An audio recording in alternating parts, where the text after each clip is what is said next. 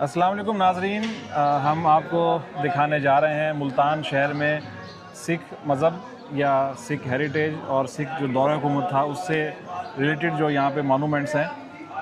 हमारे साथ मुल्तान के गाइड मौजूद हैं आमिर बशीर साहब, और इस वक्त हम जो सिख इराकी या सिख मज़हब से रिलेटेड पहली जो एक यहाँ पे निशानी है मुल्तान शहर में, वहाँ पहुँचे हैं। दरबार हज़रत शाह शम्स रहमतुल्लाह अलैह पर हम हैं इस वक्त।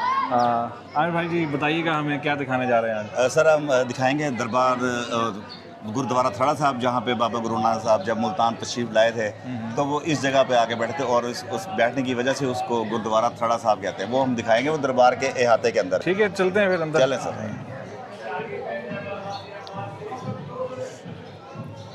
ये इस वक्त हम दरबार हज़रत शाह शम्स का जो शुमाली बरामदा है उसमें हैं इस वक्त, और काफ़ी कबूर हैं यहाँ पे। इसकी छत देखें, इस पर काफ़ी खूबसूरत नक्काशी की गई है।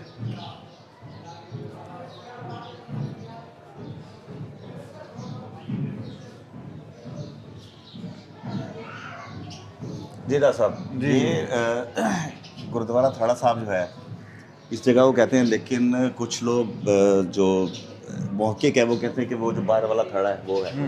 और जो दरबार के गद्दी नशीन साहिबान हैं वो बताते हैं कि यहाँ पर सिखों का जो मजहबी निशान है खंडा साहब, वो भी बना हुआ था।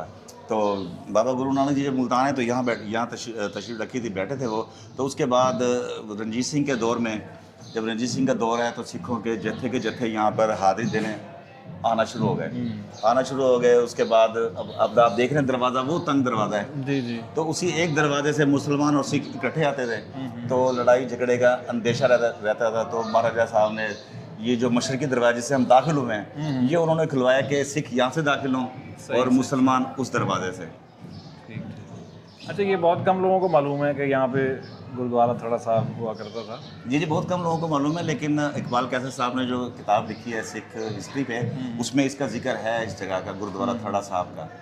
और उनके मजहबी लिटरेचर में भी ये मिलता है, गुरुद्वारा थड़ा साहब मुल्तान। तो अब भी यहाँ पे कोई सिखाते हैं इस जगह पर? जी, आते हैं बिल्कुल। मेरे साथ 3-4 तो मेरे साथ आए हैं, मैंने खुद उनको दिखाया ये, और वो मत्था टेकते हैं यहाँ पर आकर और अपनी जो पढ़ते हैं दुआ करते हैं।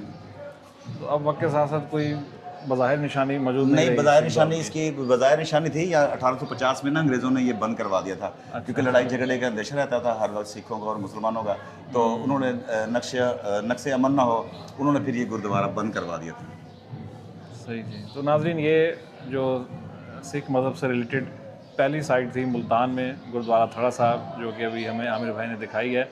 अगरचे वो पुरानी निशानियाँ तो नहीं हैं, लेकिन कहते हैं ये जो कॉर्नर है इस दरबार शरीफ के बरामदे का, और शुमाल मशरकी से मशरकी साइड, हाँ मशरकी साइड जो है, तो यहाँ पे ये गुरुद्वारा थड़ा साहब की जो है ये मकाम हुआ करता था। बहरहाल वक्त के साथ साथ अब ये नहीं है, लेकिन अभी भी सिख जो हैं हमारे भाई वो आते हैं यहाँ, इसकी ज़ियारत कह लें या इसको देखने के लिए। जब भी आते हैं मुल्तान तो यहाँ तशरीफ़ लाते हैं।